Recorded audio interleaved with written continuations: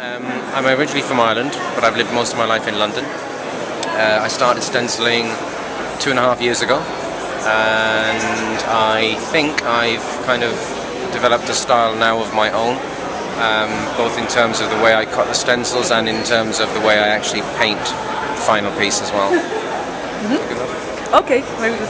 And also, I think that this is interesting to know if you work, for example, illegal, or to say, like, put it like this, or do you have permission to work? If you work on the streets on your own, or how does it work? In all ways. I do street work. I don't do a lot of street work, admittedly, but I think that's mainly because this type of intricate work is very, very difficult to produce, and the more time that I can spend actually painting it, the better it's going to look, because I can add more depth to it. You know, the stencils are fine as they are, but when I take the stencils off, I work into it to sort of make shadows and make depth and just give it a little more life. I do a lot of commission-based stuff, corporate gigs as well, where people actually get me and my agency, Beautiful Crime, on board to design something to a brief. And it could involve live painting. It has done in the past, or it could be just something that we need to produce in my studio and then give to them as something to hang in a company reception or something like that. This has obviously been set up by the people at Stroke.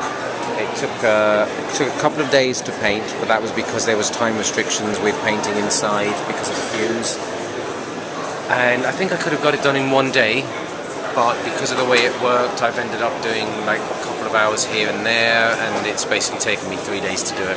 3 days of work. 3 days, yeah. And after 3 days of work, what is going to happen to these panels? Okay, I believe what's going to happen to these panels is that Raiko, one of the people behind Stroke, is going to take them, and they're going to take it around Germany on a tour of some sort. So Raiko lives in Munich, so he'll obviously take it there. But I think basically any shows or anything that Intoxicated Demons are involved in, they're going to try and take these panels with them.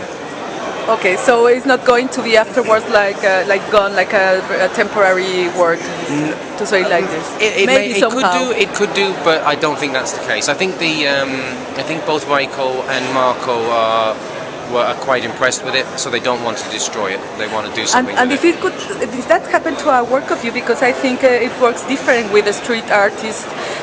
What would you think about it? What are your feelings if you, so for example, create something on the streets or something like this, and it's only ephemeral?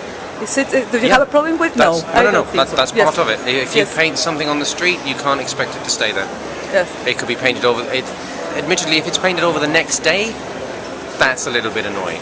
If you've spent so much time doing something and someone just wipes it out straight away, that's a little bit annoying. But if you paint on the street, you have to expect it. Yes, and what about your stencils? Can you tell me a little bit about it? This is your kind of your signature or your trademark or my something trademark, like trademark. I could say it's a dragon. Basically, it's a dragon. When I first started, I didn't want to sign my name, so it's down there in the corner. Look. See it? Over there. So I basically just paint the dragon. I don't sign my name because I didn't want... it's not like I wanted an air of mystery, but I didn't want my name associated with my work. I wanted people to see the dragon, not know what the hell it stood for, not know who it was, what it was about. And, you know, the dragon I designed myself anyway, so I for another project, not street art. But I really liked it. I've always liked it, so I wanted to continue it into this. And I just think, I don't know, I mean, it's not like I try to remain anonymous, because I don't, but I think when people see a piece of artwork and they're really impressed with it and they don't see the name, it kind of intrigues them more. And the fact that it's a dragon, I don't know, maybe it suggests to people that I'm Chinese or Asian, especially if I'm doing this kind of stuff, you know?